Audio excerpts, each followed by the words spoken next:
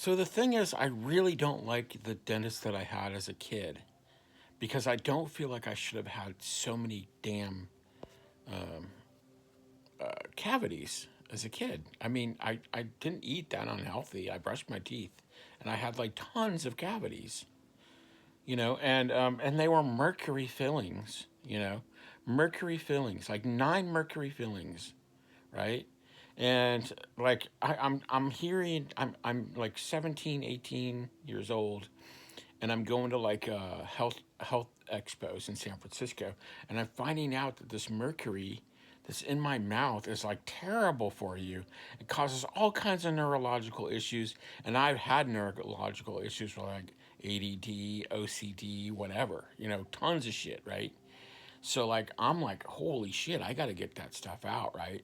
So I mean, I don't know. I had a bee in my bonnet, and I was like, I remember I had like one more dental thing with the childhood dentist, and I said something about that I didn't I wasn't sure about the whole mercury thing, and he's like, oh, who told you that? That's only like quacks say that kind of stuff about mercury. Mercury's fine. It's a fine way to use for fillings. So I never went to that guy again. I just like, you know what? And haven't even gone to like my dentists have been real touch and go in the last 30 years. I mean, I don't go to like a cleaning every 6 months. I just go like when like if I'm traveling somewhere and it's like cheaper to get a cleaning, I'll get a cleaning. You know what I mean? I've had dental work done in Mexico. I've had dental work done in Thailand. I've had, you know what I mean? So it's like, I just do it where I can afford it, right? Or like, I had some Medi-Cal, or just pay out of pocket here and there, right? But like a lot of times, if they're like, "Oh, there's extra stuff you got to do," I'm like, "No, I just want the cleaning," right? And also just getting certain products that are good for your teeth. Like I got this stuff that has like a lot of good minerals. It's supposed to help you like with your teeth. And so anyway, so I delved deep into the whole alternative dentistry type of stuff, right? And I'm just like, oh, fluoride, like, so fluoride is a very mixed subject, and you can get into a lot of arguments with people.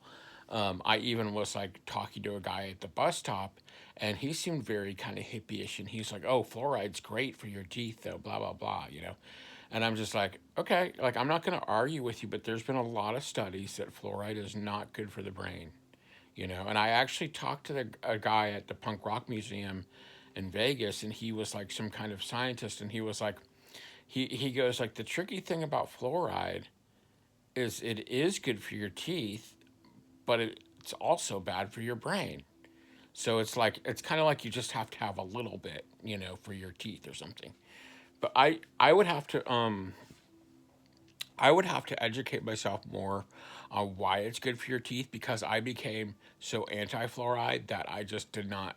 I would just avoid it, right? I just, whether it's good for your teeth or not, I'm like, I don't want something that's like messing with my third eye, my pineal gland, and all that kind of stuff. So I was just avoiding fluoride.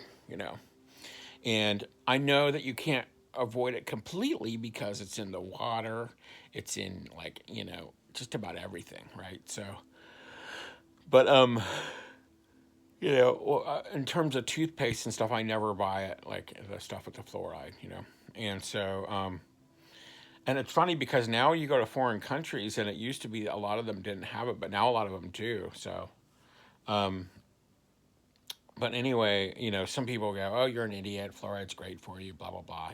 I'm not going to get into that, but I've gone through some deep rabbit holes about dentistry and stuff like that, and so I met somebody in Santa Monica who was telling me that really any kind of foreign substance that's in your mouth that is like a tooth replacement is not really that great for you.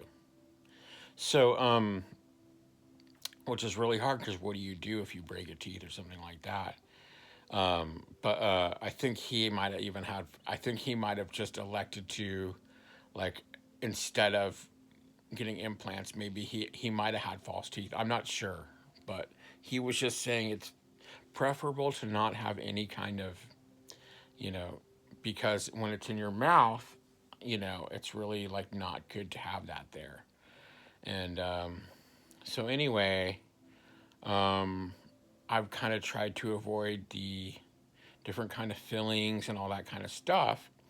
And when I was 20 in the year of 1996, I got all of my mercury fillings replaced with a porcelain filling, right? The problem is, after about 20, 25 years, some of those teeth started having problems. So, like in 2011, which is like 13 years ago, I cracked one of my teeth, and I think that was one of the teeth that had been replaced.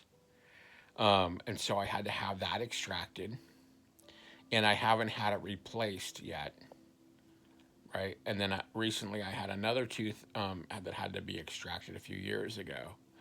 And then so I have actually three spaces, and then I have another tooth that actually needs to eventually come out. So that's going to be four implants that I'm going to need.